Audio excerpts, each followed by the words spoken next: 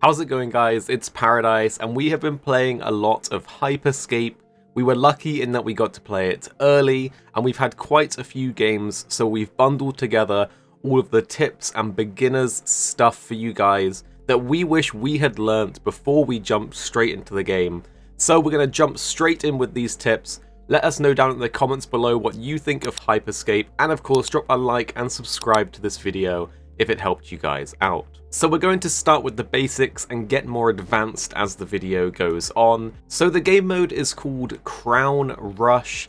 This is a battle royale style game mode with a bit of a twist, and there are some differences in this game that do set it apart from other battle royales. So the first thing to talk about is that everyone has the same health throughout the entire match. There are no extra health bars or anything like that. However, there are abilities which in this game are called hacks. You can have up to 2 of them on your character. You can fuse them to make them higher level, and we'll talk more about that later on. And there are hacks that give you better survivability. There is a hack called Armor that will make you invulnerable for a short period of time, and it has a cooldown, but there's nothing that gives you extra health bars or makes you tank more bullets outside of the abilities. You start off with a melee weapon, and you do actually have slightly increased movement speed with your melee weapon. So as you're traversing the map, you might want to consider pulling out your melee weapon so that you can run a little bit quicker, get into a building a little bit faster, or chase someone down a little bit quicker. So what sets this battle royale mode aside from other battle royales?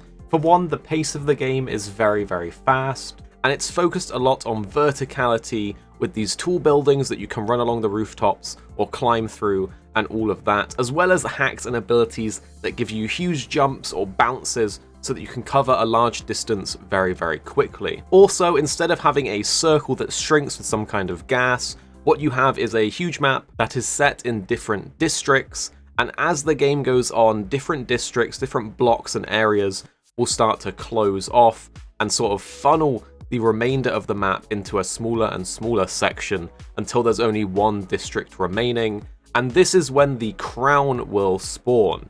The crown is an item that you pick up off of the floor. Once you pick it up, a 45-second timer will start, and if you survive the 45 seconds, you've won the game even if you aren't the last squad alive.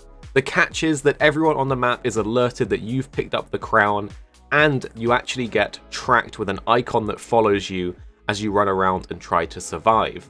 Initially, this sounds quite hard to do, but when you actually play with the different hacks, abilities and stuff, it actually is a lot easier than you think to survive, even when the whole map might be focusing you. So we'll talk about the different gear and hacks that will really help you out and are really strong in the game right now a little later on, because first we're going to talk about how you drop down into the map, how you control that, where the best places to go, and all of that stuff. So we need to start by talking about the pre-lobby and where it is that you drop down from. Because in every game, it seems like it spawns you in a different corner of the map, and it actually spawns the other squads in the adjacent corners. So while you may spawn in one side of the map, people can also be spawning on the other side. This means that it's not always worth flying as far away as possible from where you started, because other squads will have spawned on the other corners and could have landed there before you even reach that area. So a lot of the time it's worth sort of dropping down to somewhere in the corner of the map where you spawned, or near the center, since it will take other squads just as long to reach that area. So in Hyper Scape, you drop in through a drop pod rather than a parachute or skydiving, which I actually really like. Let me know down in the comments if you like drop pods as well. I really miss the Battlefield 2142 drop pod tank, it was so cool. But anyway, to control the drop pod, you want to be holding W to go faster, or releasing it to go slower. It's quite useful to release it and not hold anything when you're figuring out where you're going to drop with your squad and pinging the location, because you don't want to go too far down, otherwise you might not reach your destination. But once you know where you're going, just look at the location, hold W, and you will zoom towards it. If you want to try and get really far away or towards the center of the map, then hold W and look up as high as you can. By doing this, you're keeping as much height as possible, so you'll go as far as you possibly can. You can actually reach the other side of the map by doing this, but like I said, going past the center point will mean that people have landed before you and you will be at a disadvantage. Luckily, you can actually see where other players and squads have landed via this big red beacon that spawns on the location where they hit the floor, so you can quickly adjust and go somewhere else if someone beat you to that location first. So as the drop pod gets nearer to the ground, it will basically despawn and you'll be in third person for a couple of seconds, and while you're in that third person state, you can actually still move around quite far and quickly as if you were in the drop pod, and then once you go into first person, you'll just start dropping straight down, but you can still use your double jump to get onto a ledge or a rooftop or through a window if you need to. So now you know exactly how you should be dropping. Let's talk about the loot, how it works, and the best drop locations. So first of all, we need to go back to what I mentioned earlier about fusing weapons together. You can fuse both your weapons and your abilities with duplicate versions of themselves to power them up. For weapons, you get things like increased magazine size and damage, and for your abilities, you get things like increased duration or cooldown, and it does vary for each different ability and weapon, and each different upgrade tier or fusion tier offers a different perk for different weapons as well. We won't go into every single fusion tier and perk for every weapon and every ability, but I will tell you guys that the difference between a level 0 weapon and a maximum fused weapon is a straight up statistical advantage on your opponent.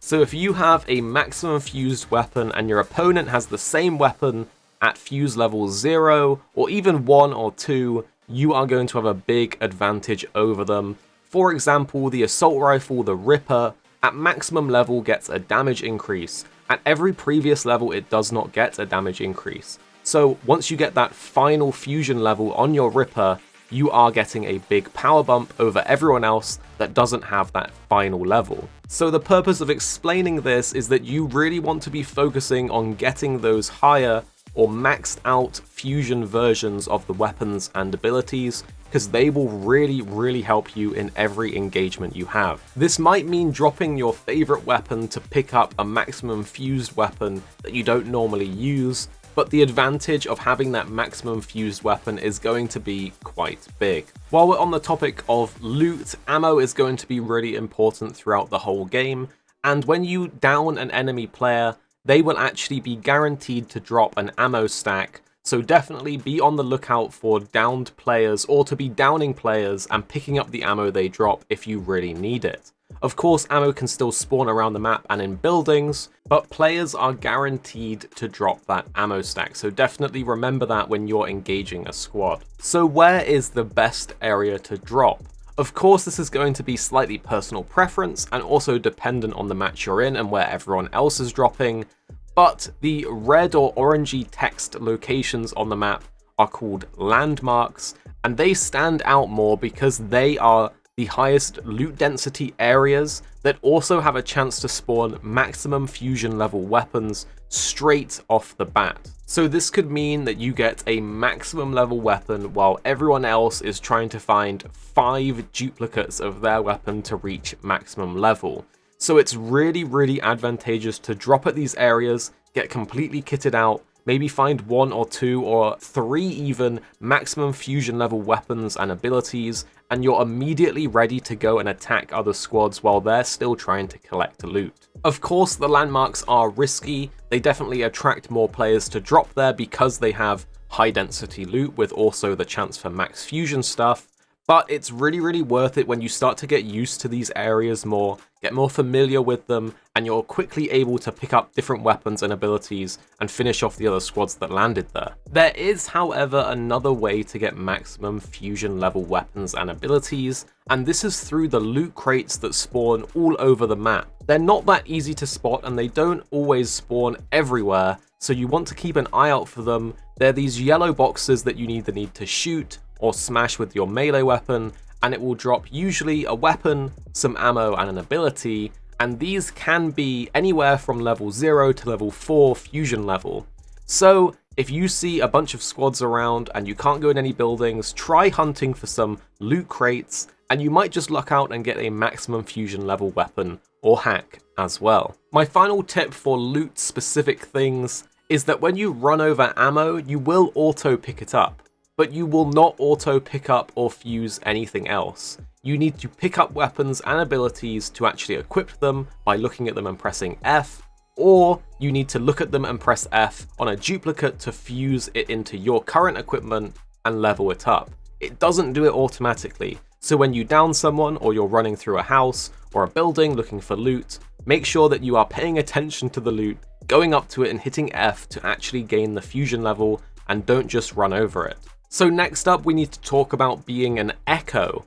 In this game, when you die, you don't actually go down, you don't actually just leave the game, you stay in-game as an echo, which is essentially a ghost kind of like character, where only your squad can see you, no one else can see you in the game, but you can still run around, use jump pads, and you can still ping for your allies. What this means is that when you are out for the count, you can still help your squad by scouting a building before they go in, or checking around a corner before they commit to that push, and you can ping enemy locations or different things to them so they know exactly what's going on, and you're still helpful even when you're dead. On top of this, when you're an echo, you can actually respawn in the game, but you can only do it on the location of an enemy player's death. When an enemy player dies, they leave this triangle behind that you can go into, press F, and then your squad members can come up to that triangle and hold F to revive you and bring you back into the game. So the only way to get back in is to either find an area where people died, or have your squad kill other people and then res on their death location. Do note, however, that your squad do not know where these res beacons are, and only you can see them really easily as the echo. So the most important thing that when you are an echo is that you're using the ping system to help your squad out, to ping enemies, to scout around the area, and also to lead them in the direction of a respawn point if you want to get back in. Because again, your squad members do not know where those respawn beacons are until you let them know by either pinging or going in it. So next up, we're going to talk about what is our recommended best gear that you guys should be using if you really want to win. Obviously, this can come down to personal preference. It could be changed with patches and balance changes, and different playstyles will obviously favor different weapons. So from all of our playing, from the many matches we've done and the different squads we've played against, the Skybreaker seems to be by far, hands down, the strongest and best weapon right now in the game. It seems almost too strong. So what the Skybreaker is, it's this plasma type cannon launcher thing that shoots a ball of plasma, and over distance it grows in size and deals more damage as well. So with a well-timed shot from a long distance, you can almost one-hit kill a player, and you can certainly finish off a player when they have about 80% health in one hit. And because the AoE is so huge over a sort of medium to long distance, you can actually wipe whole squads in single hits, as well as hit people inside of buildings, because the AoE seems to pass through the walls as well. Furthermore, every single fusion level on the Skybreaker actually increases its damage, and at max level is when it is the most lethal. This moves us on to my second piece of recommended gear, which is actually a combo with the Skybreaker, but you can use it without the Skybreaker as well. It's the teleport hack. The teleport hack's quite simple. It teleports you in the direction you're looking, and if you look up, it really does give you a lot of momentum and sort of flings you into the sky, while looking straight ahead just sort of jumps you a bit in that direction. So the teleport hack works really well for teleporting straight up into the sky. And the reason that this combos so well with the Skybreaker is that you can teleport into the sky really quickly. It's very hard for people to track you and shoot you while you're doing this, because you literally teleport and then shoot down at people while you're floating in the sky, use your double jump to keep your height, and then simply repeat as you land, teleport back up, because the cooldown at maximum fusion level is fairly low. So the trick to do is combo the teleporter and the Skybreaker together to do these sky teleports while you're shooting 1 or 2 hits on the way down with the Skybreaker. And because you are so high in the sky, you get that distance bonus on both the damage and the AoE of the Skybreaker. And it's really hard for people to play against, because when you fling into the sky, you become quite a small target to hit, and you're only really vulnerable to snipers at that point, and it's not that common to get sniped out of the sky, as they will have to hit you with a headshot, and you are still moving quite quickly. So the next recommended weapon that everyone was using in our games and was definitely really strong, I actually think they might balance change this one as well. It is the Hexfire Gatling gun, and it's pretty much what it sounds like. It's a very high ammo capacity minigun that just sprays bullets like a hose. Each fusion level increases its magazine size, and the final fusion level increases its mag size and its damage, so it's even more stronger, quite a power bump on that last fusion level.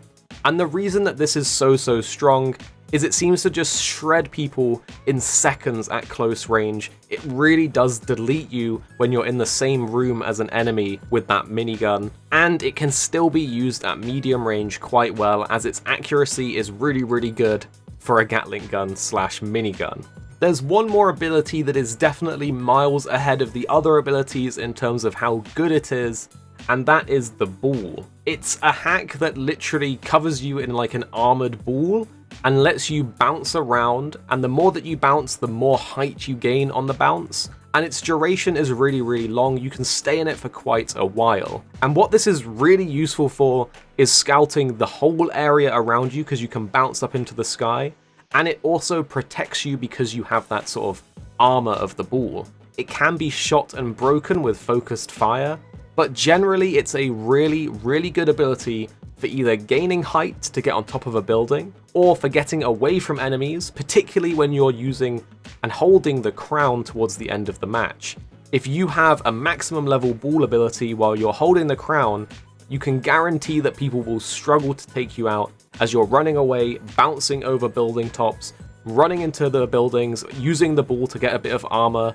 Maybe you combo that with the teleport or the armor ability to be invulnerable or to quickly teleport away and disappear. Or you can simply, like I said before, use the ball to scout the map, to look for loot crates or unlooted areas, or to hunt down other squads. We actually found that the ball hack was a lot better than the slam hack. The slam hack lets you jump really high into the air and then slam back down to knock back and deal some damage to enemies.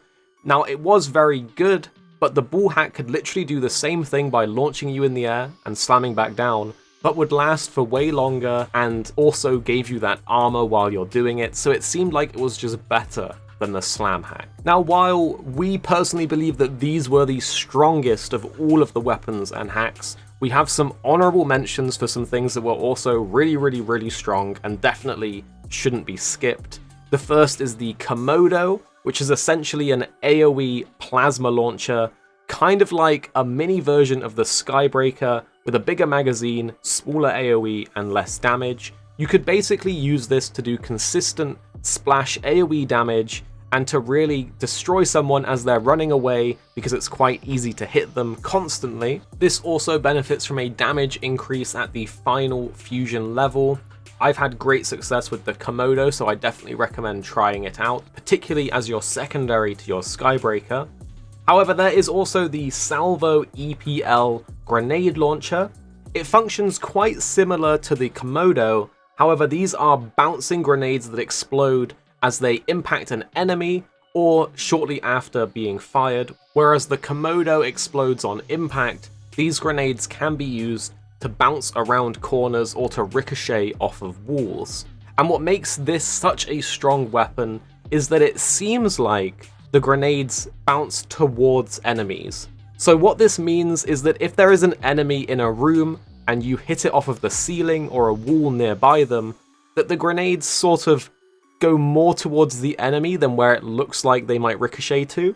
And so you can absolutely delete someone when they're in a very small room, because these grenades have AoE damage and they seem to bounce towards the enemy, which just deletes them instantly when you fire a whole magazine. Finally, there's one more honorable mention, and this is going to be an ability. It's called the Wall, and what makes this so strong is that you literally spawn a physical, really tall wall in front of you, or wherever it is you choose to cast it.